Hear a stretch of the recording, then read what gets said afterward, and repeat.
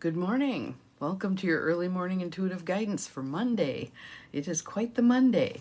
So I'm Dr. Bonnie Nussbaum, and I have a wonderful card for us today, but I'm smirking because it actually was requiring me to utilize the word on the card as I was trying to get on here. So the first thing was, good morning, good morning. Glad the two of you are here. Ruth Ann, good morning. We'll see who else pops on. But I was engrossed in prepping for some introductions for people for tonight's meeting. Good morning, Beth.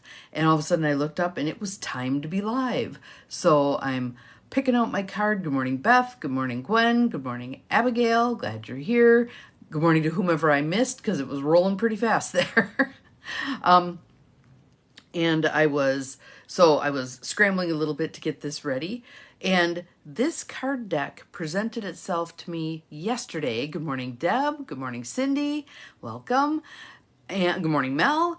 And it was, for whatever reason, I ended up with the other card deck yesterday. So this one knocked again today. And I'm like, okay, time to pay attention. It's got something to tell us. So, and the card for today was a perfect antidote, get the right word, for trying to get on Zoom or trying to get on live here. I do the same thing I do every day for the past 8 years or however many years I've been doing this, and it wouldn't go live. And it wouldn't go live, and it wouldn't go live, and I abandoned it twice and redid the setup, etc., etc. Wouldn't go live, wouldn't go live. Finally, I hit the little hamburger on the side, and there was something in there that I hit, and then it allowed me to go live. So here we are, but just kind of smirking because it was so funny that the card for today fit for my efforts here. Our deck is the original Angel Cards deck by Kathy Tyler and Joy Drake. And the little one that we have for today, first let's take a couple of nice deep breaths. In through the nose, out through the mouth. In through the nose, out through the mouth. Just settling in, starting off this Monday on a really good note. Peace. Peace. And I don't know if you can tell, but the angel is sitting at the base of a tree. Just kind of sitting there hanging out under the branches. Peace. So let's see what it has to tell us. Peace. A deep sense of belonging and calm abiding. Cultivate a state of equanimity. Rest in tranquility, free from attachment and aversion. So let's kind of pick that apart and see what all it has to tell us. A deep sense of belonging. So I want you to just close your eyes. Not if you're driving, but just close your eyes and breathe in a sense of belonging. Or awaken your sense of belonging, because I believe it's an inside job. We can be in a large group of people and feel no sense of belonging. Or we can be on our own and still feel connected to everything, right? So it's coming from within. Cultivating that sense of belonging. Because when we do the opposite, when we feel apart from, separate, not included, etc., that tips off all that victim stuff and gets us rolling down a road we don't want to be going down. So just feeling that sense of belonging. Where do you belong?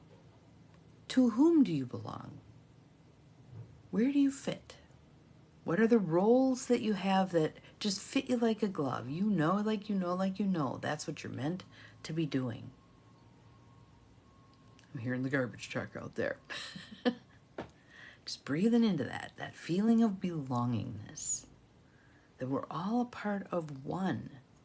There is a oneness. We have created separation out of fear and other things, but it's an illusion. That separation is an illusion. We are all one. Belonging. Calm abiding. Breathe into that. Calm abiding. Isn't that a nice phrase? So as I was rushing to try to get on here on time, as if time is all that big a hairy deal, right? Settling into, okay, it's going to go live when it goes live. Obviously, it's not in Bonnie's timing, it's in divine right timing. We'll see what happens. Cultivate that state of equanimity. just a placidness, a meeting people where they're at, not imposing our own junk on them, but allowing and acceptance. Breathe into that. What's it like when you accept people where they're at? When you take what comes? When you're not so focused on, it ought to be like this. Here's how I think it should be. Okay, God, here's the rules. Here's how you got to play.